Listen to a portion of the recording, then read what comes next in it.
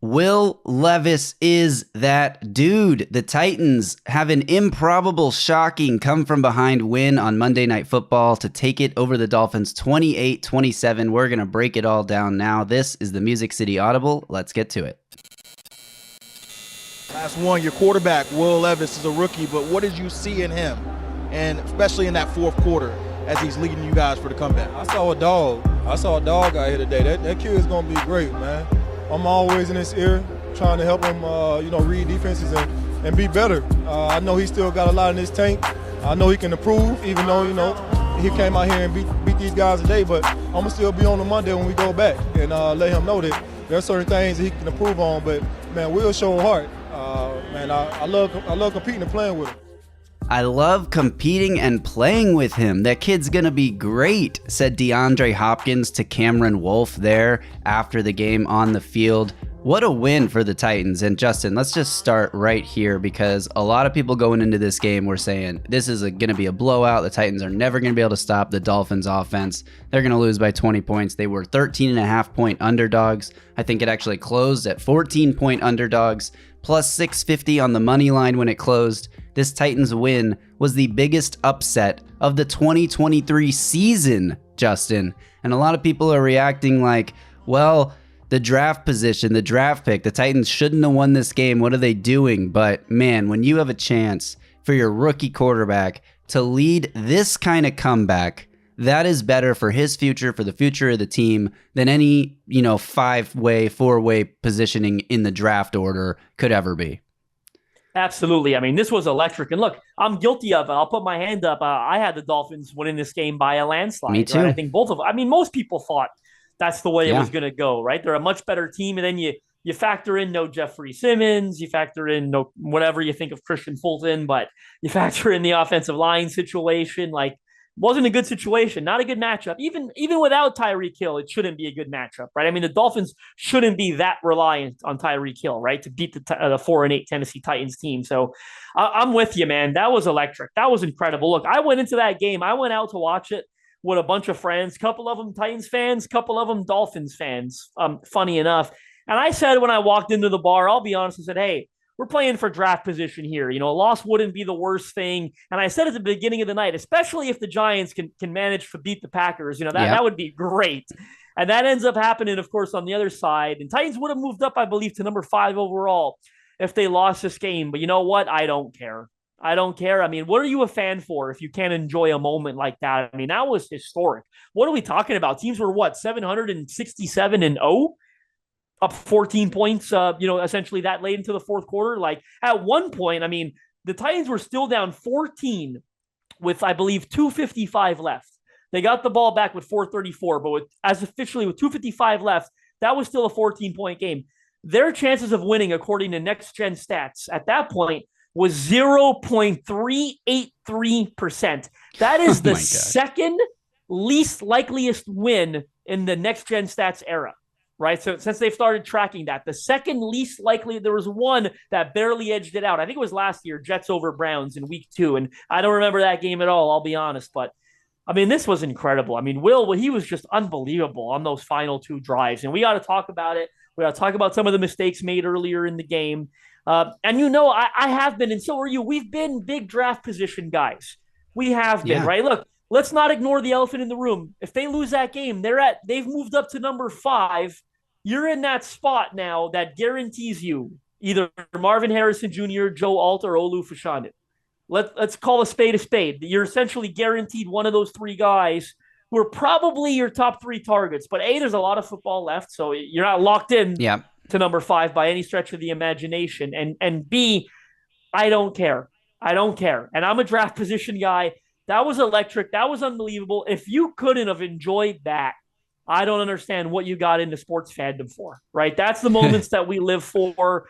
I don't think we'll look back on it and say, oh, what a meaningless win that was. No, I wrote about it earlier this morning, and I think my favorite quote, I'm patting myself on the back here, but I had said, these were the type of victories, in all honesty, where legends are born. And it really is a team legend. And don't underestimate how important that is, not only for Will Levis's confidence and poise, because I think he's a confident guy already, but for his teammates to know to have a living, breathing example. They could touch, feel, see, hear, whatever you want, to know that he can lead them to a win no matter how bad the circumstances are, right? A come from behind victory. And a lot of these guys are still going to be here, right? It's not like they're flipping this whole roster. That saw that happen. Tajay Spears now knows that. Peter Skoronski now knows that. Jalen Duncan now knows that, whether he's a starter or a swing guy. All these guys, they now know that. DeAndre Hopkins sees it. He knows it. You heard the quote at the top of this show. It's just incredible. I can't say enough good things. And we'll get more into the meat of it, some of the completions, what the official stat line was, but that was electric. Yeah, we're going to break down this game. We're also obviously going to talk about the draft order, as you mentioned there, and where the Titans can go, who to root for, and how they can move up or down in that positioning as the season finishes up here with 4 games left. But the Titans are in a unique position now where they are competing for a playoff spot, and at the same time in position for a potential top 5 pick, which is a wild place to be with just 4 games left in the season. So on the playoff positioning thing, I know I've been the one tooting the playoffs are still alive horn for a month or so now, but I've also, last week I said the playoff dream is dead, and I sort of pronounced that the end of the Titans' competitive season. Here we are now, 4 games to go. The Titans are only 2 games back of a wild card spot, and they're only 3 games back of the division. Now, there's only 4 games remaining, so they need a lot of things to go their way, a lot of teams ahead of them to lose in order to even have a chance. And I think their playoff probability percentages is in like the 1% range right now. Like, it's still very unlikely. But if this team can win out, which is not impossible to say, they have 3 division games and a game with the Seahawks, who may or may not have Geno Smith. Look, it's not that unlikely. I mean, it's unlikely that all the other teams they need to lose. But as far as winning these last 4 games, going on a run here and sneaking their way into the playoffs, like I said it was dead last week, it's not dead. It's on life support maybe, but it's not dead. There is a chance that this team could still make the playoffs. And for all the bad that would do for the draft position and everything, like I just said about, how much this win can do for this team and the confidence of this young quarterback, making the playoffs with him when you're in a position right now where you were 4-8, with 5 games to go, if they do end up in the playoffs and you get Will Levis some playoff experience, that's more valuable than picking in the top 10 to me. If you end up picking 20th overall instead of 10th, I think that you live with that and you just make it work and say the playoff experience is more valuable than anything else. Look, I'm still on the opposite side of this. I don't think they're going to make it. Now, look, Sunday against the Texans coming up. If they don't have C.J. Stroud, you win that game. I'll start to have a little more belief because all of a sudden, winning 3 in a row feels a bit more realistic than winning 5 in a row if you count the Dolphins game, right? And you consider the opponents, you get the Texans again, the Seahawks might have backup quarterbacks in all these games or most of them, right? Trevor Lawrence is even banged up. So it's like, I'll start believing if they can string together another good performance here and beat the Texans in a week. I'll start believing it's possible. I love the analogy. Maybe it's not dead. It's on life support, certainly, but we haven't pulled the plug quite yet. I'm with you on the playoff thing. I'll say this.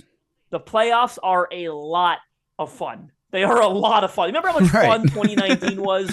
Remember how much fun? 2020, 2021, they ended in heartbreak. But that feeling of being in the playoffs and having a chance to achieve something, that's a lot of fun. So I don't care the circumstances. I'll never pass on that, ever. Okay, because it's a lot of fun. You can't take that stuff for granted and just get in, right? I think about 2019, how unlikely was that run to the AFC Championship? And no, I don't think they're going to duplicate that. I realize that duplicating that is a lot more rare than it is common, right? So, but my point is they've done that before. And Mike Vrabel teams, right? They just beat the Dolphins, who are in competition for the number 1 seed, right? Like a Mike Vrabel team just gets in to the playoffs, and maybe I'm crazy to say no one would probably want to play them, right? Because they've got that underdog factor.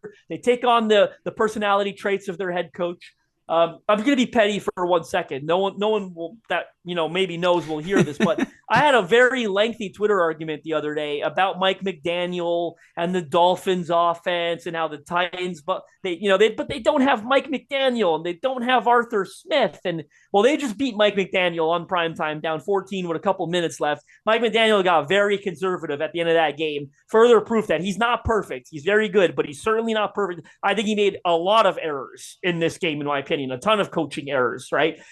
On 3rd and 2 from the 2-yard line, you call a fade right? Like a low percentage toss-up play. And then when it's incomplete, you kick the field goal. I don't know why you're trying to fade there if you're not going for it on 4th down and got another play call ready. That was after 3 straight pass attempts, too, that field goal attempt. When they had been gashing the Titans on the ground, They get down to the 2-yard line and start throwing the ball like crazy. And then you get super conservative at the end there. You got a chance to run out the clock. You go run, pass, right? He made a lot of mistakes in this game, Mike McDaniel. He's not perfect. No one is. Mike Vrabel's a very good head coach. I'll live and die on that hill. But this was exceptional, just exceptional. I mean, I can't say enough. Yeah, I do want to get into some of the Mike Vrabel talk here and some of the decisions he made that put this team in a position to win when it was at its most unlikeliest. We'll get into that. And I also want to talk about what the defense did in this game and how they were able to, force the Dolphins offense. Dolphins offense scored those 2 touchdowns on offense. They all obviously had a pick 6 as well. Those 2 touchdowns coming off extremely short fields where they basically started in the red zone twice in a row. So not necessarily the defense's fault there for giving up a score. It's not like they give up a long drive. So I definitely want to talk about that. But we got to start with Will Levis and the unlikeliness of this victory. You mentioned the 767-0 thing. A lot of people are talking about this graphic that they flashed on the screen, Monday Night Football. Since 2016, teams trailing by 14 or more points with 3 minutes or less to go were 0-767. That was since 2016. But more has come out since then, and this is per True Media Sports. Tennessee is the only team in this century to overcome a 14-point deficit or more in the final 3 minutes of the game. So that graphic that everyone's referencing said since 2016. Well, push it back 16 more years because they're the only team this century that's done it. Another incredible stat from this game, Will Levis has the most passing yards by a rookie quarterback on Monday Night Football in the history of Monday Night Football. He's the only quarterback to ever throw for 300 yards or more as a rookie in a Monday Night Football game, and he did it in his first Monday Night Football game. It was Will Levis's first road win of his career. It was the first road win of the season for the Titans, which is fairly incredible to say in Week 14. But all in all, a brilliant performance from Will Levis. So let's dive into that and start with that. He starts the game with one of the biggest mistakes you could possibly make. He throws a pick 6 at his own 5-yard line on a screen play that is easy. The Dolphins player who intercepted it barely had to move to get into the end zone because he caught it at the 5-yard line essentially. And that's how you start the game. So the Titans defense comes up with a huge fluky goal line stop, forcing a fumble, the fumbled snap and then forcing the fumble again out of Tua's hands to recover the ball. But they might as well have not even done that because 3 plays later, the Dolphins are walking into the end zone from basically the same spot on the field because of that pick 6. But then Will Levis responds, and he leads this team to a touchdown drive. Derrick Henry gets in the end zone there, but the one thing I wish the Titans offense would do is let Will Levis throw more in the red zone. I get it. Derrick Henry is a beast down there, and he's your most sure way to get in the end zone when you get close, but especially towards the end of the game on the second, drive to go take the lead. I really wanted it just for Will Levis to have the touchdown. Not that it matters at all in the grand scheme of things, but just to have him get the touchdown pass would have been more fun. Minor quibble. He leads the drive there. They get a chance before halftime, and the Titans go run with a holding penalty, run on 2nd and long, run on 3rd and long, and punt the ball back. And you're like, what is this play calling? What are you even doing? Give your rookie quarterback a chance. Well, the defense gets a stop, and he does get another chance, and he leads an improbable field goal drive. It was almost identical to what happened in a recent game where they did basically the same thing. They went run, pass. That was the play to Tajay Spears where he got lit up. So that was a few weeks ago. But then he gets the ball back again with less than a minute to go and is able to lead that field goal drive. So he did the same thing in this game. And then, of course, the poise at the end of the game. Your punt returner muffs a punt on a play that he should have never even been trying to touch the ball on. I don't know what the heck that was about. We'll get into that in a second. And then the next offensive play, the first play that you get the ball back after that muffed punt, they try this weird fake handoff option pitch play thing that I don't know why they're even calling a weird play like this to begin with, but Will Levis, a little off target with his pitch to Derrick Henry, bounces off Henry's hands. Dolphins recover it again in the red zone. And at that point, it's like, wow, the game is over pretty much. The announcers on the broadcast are saying the Titans have self-destructed. We got tweets flying off on the timeline with 6 minutes to go in the game about how, well, at least, the Titans preserved their draft. They competed in this game and preserved their draft position. So it's all like, who cares in the grand scheme of things? We don't care if the Titans end up losing this game. And bang, from there, Will Levis is like, not so fast, my friends. Here he comes, leading these 2 game-winning drives, the poise, the toughness, running with the ball. We haven't seen him using his legs that much this year, but in this game, he was, making stuff happen on the ground, getting out of sacks, trying to run through Jalen Ramsey, running through players on the Dolphins defense. I just think he showed so much in this performance, and obviously the historical, context of it, never, not being done this century, and all the things that go along with it. It's his first 300-yard game as a passer in the NFL, so there's another little notch for his belt in this game, and boy, was it exciting to watch those 2 drives. It felt like Titans offense has never looked easier than it did on those those last 2 drives, those 2-minute drill drives with 4:34 on the clock. They marched down the field. They scored twice in 125 yards of offense in 2 minutes and 20 seconds with the game on the line against a team in their own house on primetime under the lights against a team competing for the 1 seed in the AFC. Like, this is a mind-blowing performance from Will Levis and the Titans. Yeah, I want to add a couple of things there. First of all, as soon as he threw the pick 6, I thought to myself, of course, I looked over at a friend and said, let's see how he responds, right? I think that was what everyone was thinking. And the response wasn't immediate, right? You kind of hope you come back out on the next drive and get an immediate response. It wasn't. They punted rather quickly. I think they ran 6 or 7 plays. He got sacked on 3rd down, and they had 1 first down. Then he got sacked on a 3rd down and they punted. But then you get the drive before the half, like you said. They overcame a holding penalty on that drive, right? I think Calvin Throckmorton was called for a hold, made it a 1st and 15 it was. And on that first and 15 play, I think is when he hits Hopkins for a big gain, the gain of 45 yards down to the Miami 10, essentially giving them a chance at a touchdown before the half. They end up settling for a field goal. Then you get into those last 2 drives. I mean, the first one, that was a 9-play, 80-yard drive. He completed 7 of 9 passing attempts for all 80 yards. Now, a couple of those, of course, included dump-offs to Tajay Spears as the Dolphins went into soft coverage shells, essentially playing a prevent defense. But give credit to Tajay. He accounted for more than half of those receiving yards. He had 41 of the 80 receiving yards on that drive. And Levis completed passes to 4 different receivers on that drive, right? Spears had a bunch of them, as I said, DeAndre Hopkins, Chigakonkwo, and Nick Westbrook-Ikine. So you want to talk about spreading the ball around a little bit. And then he hits DeAndre Hopkins for the 3-yard touchdown. Did you notice, by the way, that was like a Patrick Mahomes patented no-look pass while he was on the move, escaping the pocket, extending the pocket, buying time.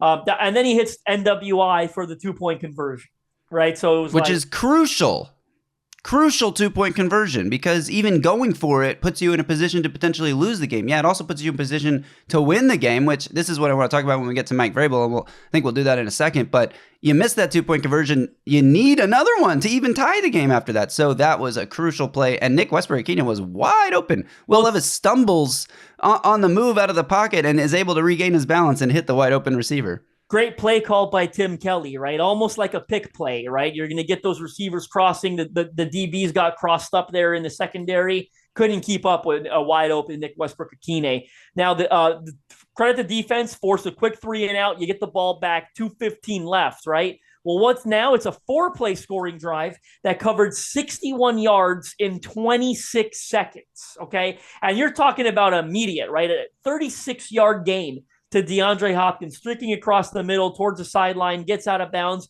Follow that up with a 16-yard screen swing pass to Chigakonkwo, who picks up a ton of yards after the catch. You run Tajay Spears for 6 yards. You get the Miami penalty. Derrick Henry takes it in for the game winner. I mean, you want to talk about efficiency. Yeah, it ended with 2 runs, but how about that 36-yard pickup to start that drive and then a 16-yard gain? Again, credit to Chig for making a play after the catch as well. But all in all, those 2 game-winning drives, Will Levis goes 9 of 11 for 132 yards, a touchdown, and a 2-point conversion. You want to talk about, again, what we said, poise, confidence, all of it. The kid's got ice in his veins. It was moxie. It was every good word you can think of. It was just unbelievable. And, the national buzz around the game here is all about Will Levis, too, because he was on display for everyone in prime time. Yes, there was another game going on, but by the time the Titans were leading this final drive, that game, I think, had already finished with the game-winning field goal for the Giants. So everyone had flipped over to this game. Will Levis finishes 23 of 38 for 327 yards and a touchdown. He did have 2 turnovers. He was credited with a fumble for the pitch that was dropped and recovered by Miami, and he also obviously had the pick 6 on the screenplay at the beginning of the game. But what's most impressive to me about this win for the Titans, and we have been talking about this on this podcast for years, is when the run game is not functioning, can the Titans offense still find any success? And in this game, the run game was not functioning. Derrick Henry finished with 17 carries for 34 yards. Yeah, he scored 2 touchdowns, which were obviously huge, and part of the Titans' success in the red zone was Henry running the ball. Tyjae Spears, a little bit more efficient with his 7 carries for 29 yards. That's not super productive, but it's at least 4.1 yards per carry.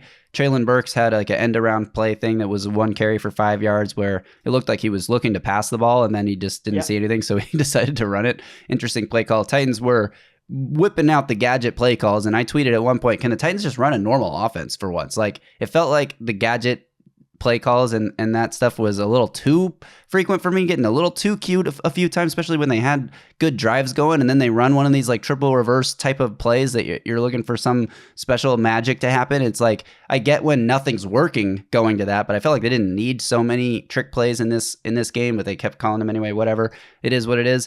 But for the passing game to function as well as it did when the running game did not function, DeAndre Hopkins finished with 124 yards on 7 catches and the touchdown that put them in position to go get the game winner.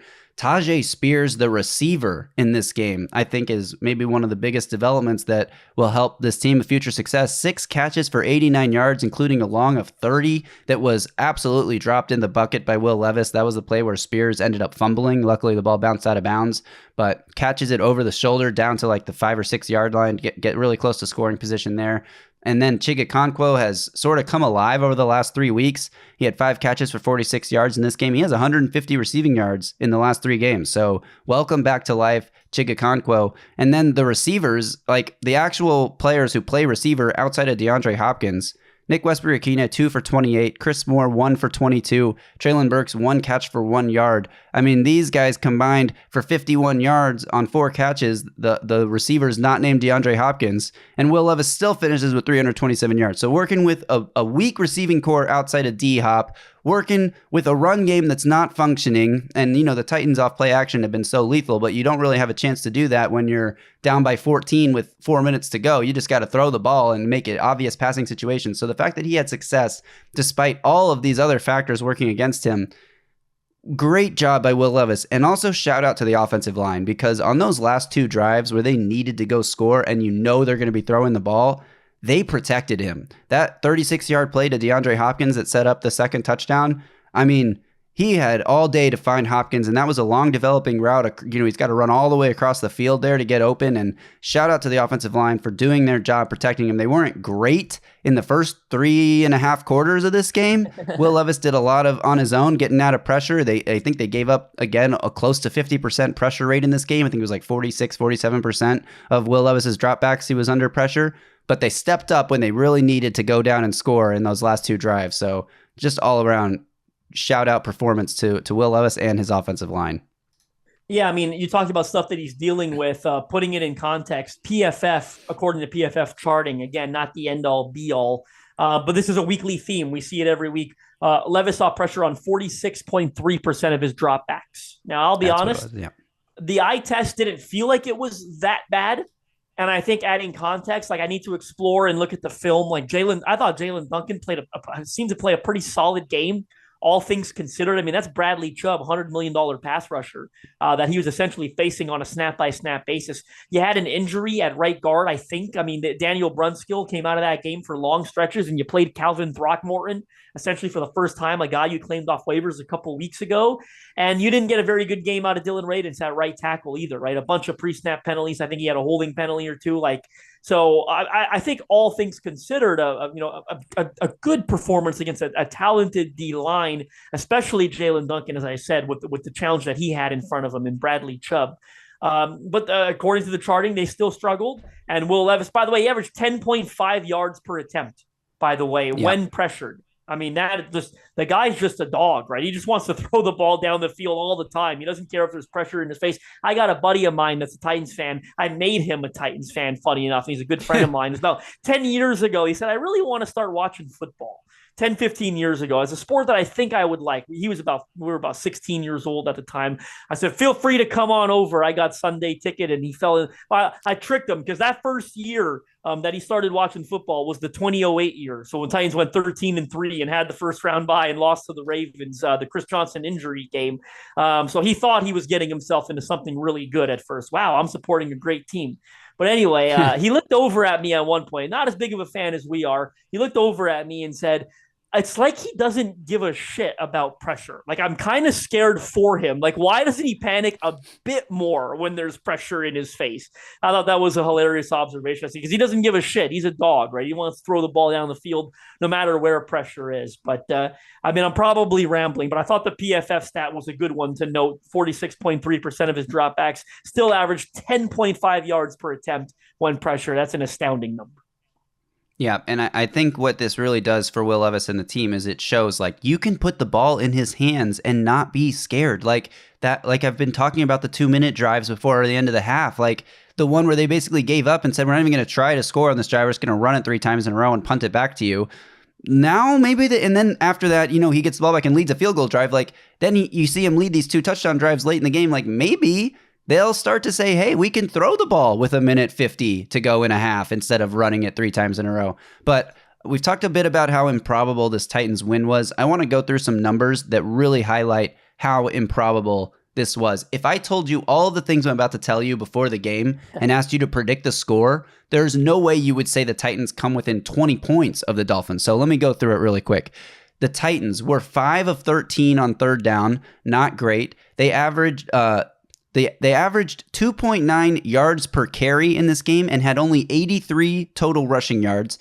The Dolphins averaged 5.1 yards per carry and had 158 rushing yards. The Titans committed 9 penalties to the Dolphins' 7 penalties. The Titans committed 3 turnovers to the Dolphins' 1 turnover. The Dolphins scored a defensive touchdown. The Titans did not. The Dolphins started 2 other drives at the 7-yard line and the 12-yard line. They outpossessed the Titans 32 minutes to 27 minutes, and yet, despite all of those things, the Titans are able to win this game by 1 point. The way Mike Vrabel likes to win: outrun your opponent, win the turnover battle, outpossess them to keep the other team's offense off the field. They didn't do any of those things in this game, and they still come away with the 1-point win. Why? Because your quarterback is someone who can actually put the team on his back at the end of the game and drive down the field and get those crucial touchdowns to win it.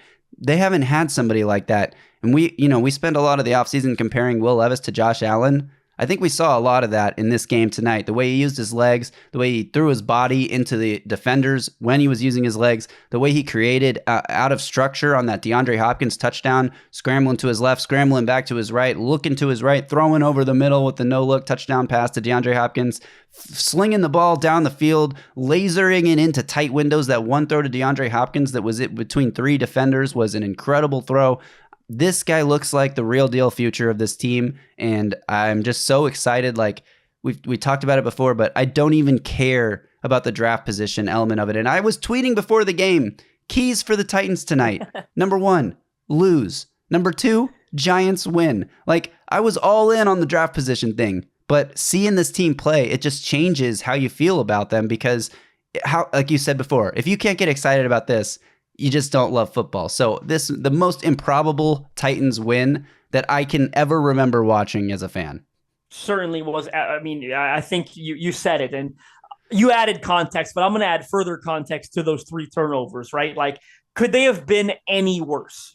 Almost no, right? Like, unless all 3 of them were pick sixes, like, you get a pick 6, you get a muffed punt on the 5-yard line, and you get a muffed handoff pitch, whatever you want to call it, on the 10-yard line. Like, all of them led to what, like 21 Dolphins points, essentially? Like, yep. It does not get worse. It essentially was 3 pick sixes, right? Like, it does not get worse than that when it comes to turning over the football.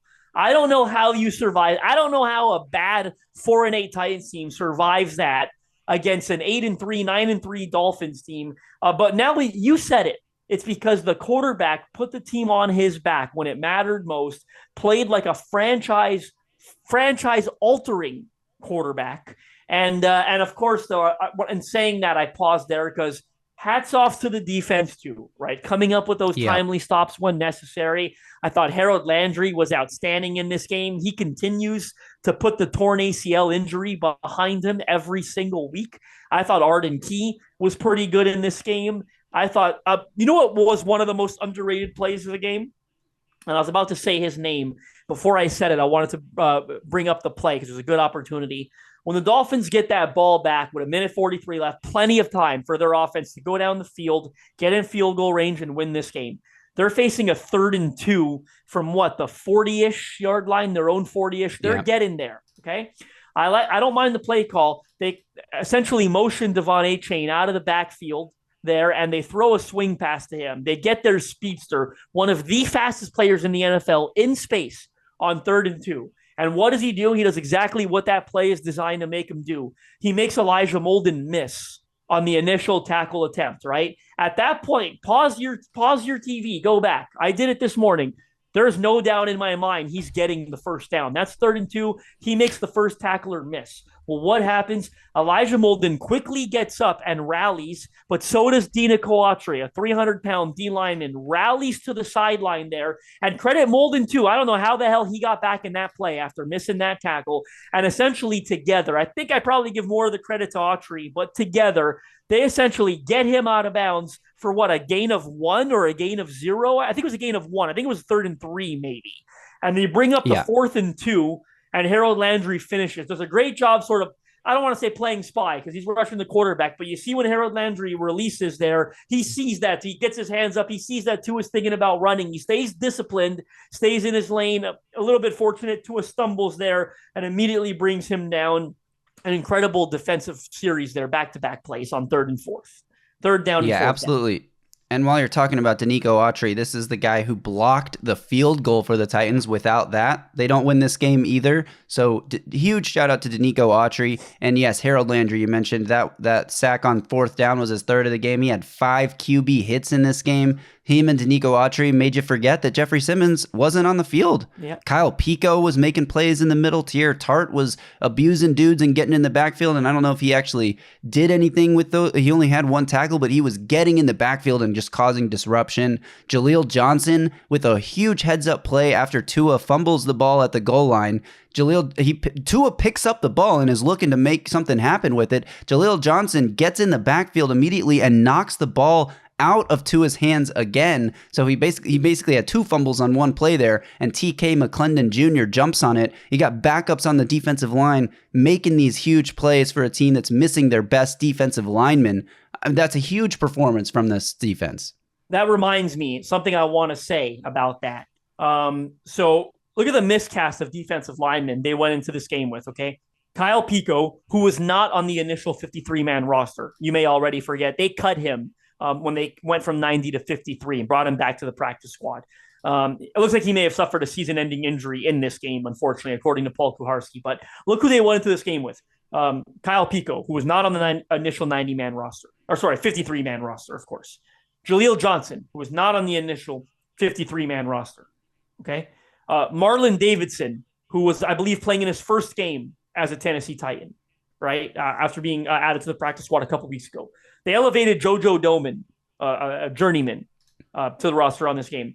Exactly. Never heard of him. You didn't even know that, probably, right? I remember him. I remember scouting him during his pre-draft. I know it from looking at the box score and seeing that he had a tackle and thinking, this guy's on the team I root for. I've never even heard of him. Yeah, I remember him. Where did he play now? It's going to drive me. Nebraska? Look it up while I'm thinking. It might have been Nebraska. Nebraska, right? Yeah, I remember scouting him. And then also, you made me lose my train of thought. Oh, and a recovered fumble by TK McClendon Jr., another guy that, of course, was not on the initial 53-man roster coming onto this year, was on the practice squad essentially the whole year. Used to play, I want to say, played on the offensive side of the ball in college, eventually switched positions in his final 2 years of college ball. and he recovers the fumble, right? And they rewarded him a few weeks ago, bringing him up to the 53 because of how he was developing on the practice squad. So to sort of summarize, right? Kyle Pico, Jaleel Johnson, Marlon Davidson, TK McClendon Jr. You could include JoJo Dome in there, but those other ones actually made big plays in this game, I think was the point I was going for. None of them on the initial 53-man roster in September. No Jeffrey Simmons in this game, like you said. Yes, you got contributions from your horses, right? The guys you need, the Dina Coatris, the Tier Tarts, the Arden Keys, the Harold Landrys, but it's very much of like a Mike Vrabel-like team, I think, to get these contributions from some of these other unheralded D-line. Absolutely, it is. And shout out to the secondary, too, because they went into this game missing Christian Fulton, who, hasn't been particularly great this season, but he's better than Trey Avery and Eric Garror in the back end there. And Amani Hooker was outstanding in this game. He opens the game with a huge hit on Jalen Waddle. Coming down, crashing over the middle, totally legal hit, nothing dirty about it. Waddle had to sit on the sidelines for a few plays afterwards, though, and then he's making plays on the ball across the field. He overall had a great game, but I want to shout out the secondary as a whole because one of the things that has made this Dolphins offense work so well this year is Tua getting the ball out of his hands so quickly before the defense has a chance to react, before the pass rush can get to him, getting it to his first read immediately, all the little swing passes that Mike McDaniel has built into this offense, all the motions, pre-snap motions that go back and forth and cause linebackers to get out of their rush lanes and everything else that this offense can do. Well, the Titans forced Tua to hold the ball the longest he's had to hold it this entire season. His average time to throw in this game, 2.72 seconds, the longest average time to throw that Tua has had this entire season. So shout out to the secondary, taking away Tua's first read and forcing him to hold the ball longer than he likes to. That's one of the things that he does really well is get the ball out quickly. But when he doesn't, when he has to make something happen, it's a lot more difficult. And he made a couple of nice plays, getting the ball out, avoiding pressure and flipping the ball to his fullback on that one play where he hurdled somebody. Oh, Roger McCreary, he hurdled on that play. But there was a few good plays that Tua made there. But overall, forcing him to hold the ball like that, they sacked Tua 5 times in this game. And one of those, he kind of slipped and fell down. And one of those was the fumbled snap that he then picked up. And then when he got stripped again, Jaleel Johnson, you get credit with a strip sack fumble. When you strip the ball there, you get credit with a strip sack. So there's also a sack included there, even though it was sort of not really necessarily a sack. But the point is they sacked Tua 5 times because the secondary is out there forcing him to hold the ball longer than he's had to hold it this whole time. Playing with backups, playing with Trey Avery and Eric Garror. Eric Garror matched up one-on-one with Tyreek Hill in the red zone and has great coverage on the play as my dog sticks his head out of my sweatshirt. Hello, Bean. He blends in with my sweatshirt because he's Texas colors, so you can barely see him. But really great performance by the secondary here against a team that has a ton of weapons. And yeah, Tyreek Hill got knocked out early in the game, played, sparingly on big third downs and other big plays. He made a couple really nice catches down the field, getting open against the zone coverage and making plays. So it's not like they were totally without Tyreek Hill. Obviously, you do have to put that, that context there that Tyreek Hill missed a lot of this game with some sort of ankle injury, and that Cedric Wilson was out there burning Sean Murphy Bunting on a couple of plays in this game. But overall, hats off to the secondary for an awesome performance in this one. Yeah, and in all honesty, I think I'd be fairly concerned if I was the Dolphins, and I'm that reliant on one player on the offensive skill positions against a team like the Titans. All of a sudden, I feel like I can't do anything. I mean, they didn't do anything in this game that the Titans didn't hand to them, right? Just a matter of fact. The offense did not do a damn thing that wasn't given to them. They didn't go out and take anything. It was completely handed to them. And that's on the Titans, and those errors got to get corrected. You want to talk about Mike Vrabel's aggression? Absolutely. Borderline personality disorder, whatever it's called, because it's always hard to figure out. But you want to talk about that aggression? So let's talk about the fact that most people in the Titans community believe that Mike Vrabel doesn't really buy into analytics, that he just kind of does things based on feel, that he is not an aggressive coach, that he's too conservative, that he doesn't want to score points. He just wants to win games by scoring 20 points or less. None of these things are true. Can we just point that out right off the bat? None of these things are true. And nothing exemplified that more than his decision to go for 2 after you score the first touchdown. You're down by You're down by 8 points still. You can kick the extra point and make it a 7-point game. Give yourself a chance to tie it and go to overtime with one more unlikely touchdown because you still got to get a stop, get the ball back, and then drive all the way down the field and score again. But the analytics say, don't go for the tie. Play for the win. Yeah, you might end up losing, but if you tie the game and go to overtime, you might end up losing in overtime too. So take your best shot at going for the win. You got 2 chances to convert a 2-point conversion here. You missed the first one, you still got a chance to tie the game by converting a second 2-point conversion on your next touchdown, if you even get that far. But you convert the first 2-point conversion, and you have a chance to go win the game with a touchdown as opposed to just tying it and sending it to overtime. That is an analytics-driven decision. That is not a gut feel. That's not a let's go for it on 4th down, let's punt it on 4th down now because I just feel like doing whatever I feel like doing. That is pure analytics say your best chance to win the game is to go for 2 on that first touchdown when you're down by 2 scores. And he does it, and the Titans pull off the win. Obviously, it goes without saying, they likely don't win this game. I mean, maybe they win in overtime, but they likely don't win this game. They certainly don't win it in regulation without that aggressive decision by Mike Vrabel to go for the win. And I love it because he's in a situation where he really has nothing to lose. You're 4-8. You're on the outside looking into the playoff picture. You're on the road against a team that has been better than you for the majority of the season. Why not? Go for it. Be aggressive. Your offense is humming. You just drove all the way down the field, and you got a chance now to try to get put yourself in a position to actually win this game.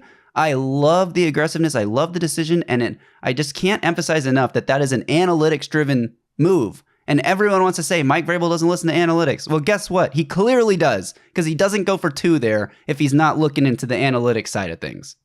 100%. And it was the right decision. It was a bold decision, but it was the right decision. I will say, you talked about some of the decisions earlier. I actually agreed with how they handled that possession, but before, like near the end of the second quarter on the punt. I'm not surprised they were just trying to get it to halftime, especially after they got the second, the penalty that made it after you get the 20, penalty. It was. Yeah, you put yourself behind the sticks that much with the penalty, then I get running it back-to-back times there. I don't like running it on 1st down and then running it again on 2nd down and putting yourself in position to have a holding penalty on the run play. Of course, you could have a holding penalty on a pass play or a false start by Dylan Radin. Like, sure, you'd almost certainly get a false start by Dylan Radin on that one. So I get it. Definitely something could happen, but I just want, like, more than anything, I want Will Levis to get these 2-minute drive experiences. Like, again, you're 4-8, you got nothing to lose. Like, let Will Levis try to lead a 2-minute drive here because he's going to need to have the experience of leading a 2-minute drive. Wow. And then obviously you don't know how the end of the game's going to go. Like, you don't know that he's going to get 2 more chances to go lead 2-minute drives that when you are in a gotta have it situation. So obviously you don't know that that's coming, which is why I'm saying give him the chance at the end of the half. You don't know you're going to get the ball back and have another chance at the end of the half. So when you get it, give it to him. And like, they're lucky that the game played out the rest of the way it did. And Will Levis got 3 more 2-minute offense drives. But I mean, I don't know. I get what you're saying, but I just I hate the conservative approach of, I don't know what they're thinking. Like, oh, we're going to catch him off guard by handing it off to Derrick Henry, who's on the field in the backfield. Anytime Derrick Henry's on the field, the other team is going to expect run. Like, what are we doing out here? Let's end it on this note. I don't want this to sound cheesy or corny, but when you read all of the stats, right? When you talked about the first time this century, first quarterback 300 yards, 0 and 767, 0.383% according to a very good next-gen stats model. When you think of all those things, I think it's hard not to consider this somewhat of a miracle victory, right? And how fitting is it that happens just days after the passing of Frank Wycheck, who, in my opinion, is the hero of the Music City Miracle, right? I mean, of course, it's like the selfless offensive line position, right? You're always going to give the love and the credit to the guy that went streaking down the sideline 75 yards, and he deserves it too, absolutely. But I've always focused on the guy that threw that ball on that play. That's a perfect legal lateral pass. I don't care what anyone says. Absolutely. A perfect legal, 100% a legal lateral. I think the NFL Network a couple of years ago, they hired someone, mathematician, whatever, blah, blah, blah, expert to measure down to the legal backward lateral.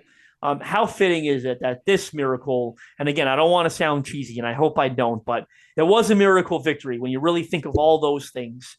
And that's the beauty of sport, right? How fitting is it that happens just days after Frank Wycheck's tragic passing a life cut way too short. An absolute legend. I mean, I'd seen someone say it on Twitter. I can't remember who it was now. It wasn't a Titans guy.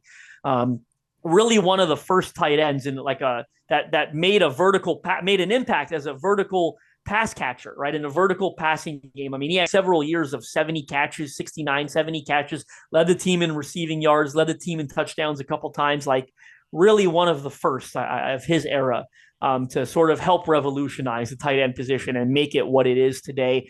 I'm young. I'd like to think I'm not young. I'd like to think I'm young. And I've got memories of being a young child, finding my love for this team, for this franchise, and watching the impact that Frank Wycheck made on Sundays. As I've gotten older and you learn more about those teams, things you didn't comprehend as much maybe as a kid, you realize how selfless of a team first player he was. And it was just, condolences to him, to his family and friends. Tragic passing. Fans everywhere who are mourning his loss. What a performance in the wake of that, and it really felt as timely as can be. Yeah, absolutely. Well said. Rest in peace to the legendary Frank Wycheck. I do think that's a good place to wrap up this podcast. I did want to talk about the draft order, so I'll just quickly mention the Titans have fallen to 9th. We did mention that off the top. And look, the other teams that the Titans are tied with for 5 and 8, there's 1, 2, 3, 4, 5 other 5 and 8 teams in the league right now.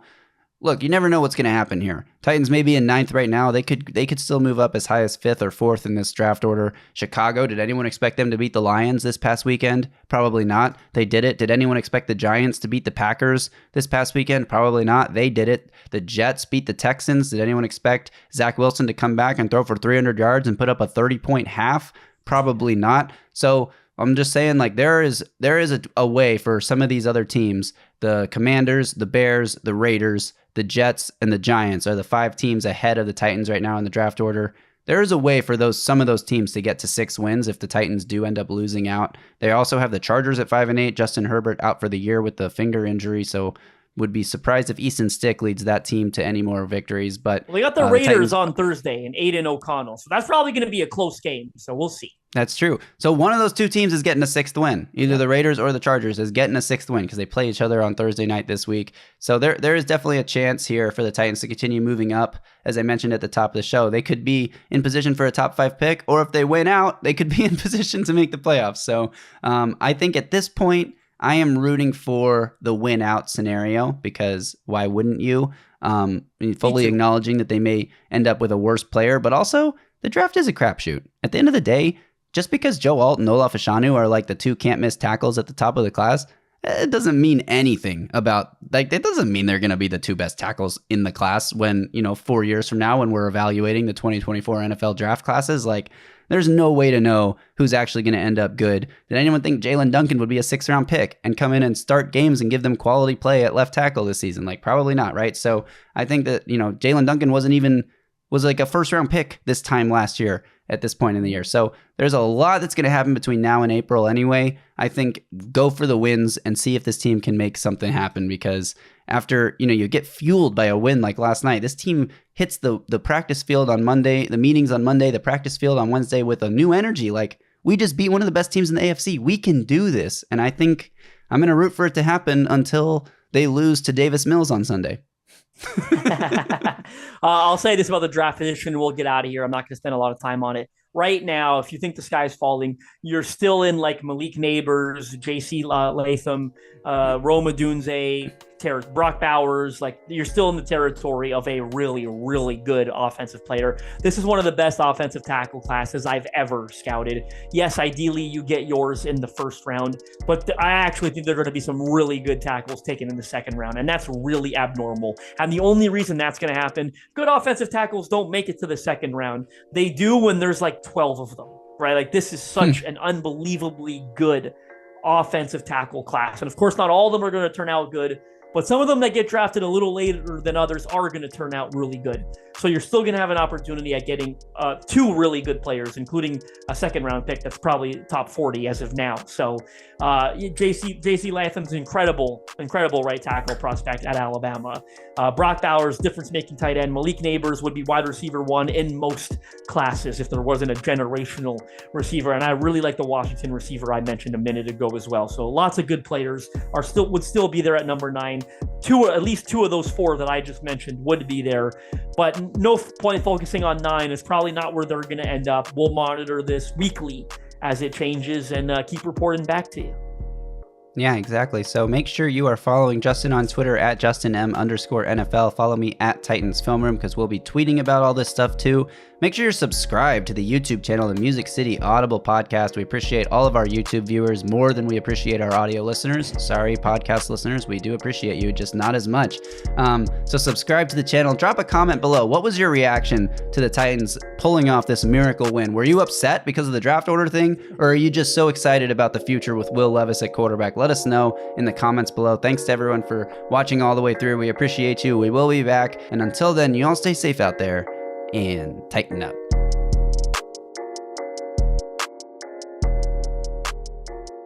A Broadway sports media production.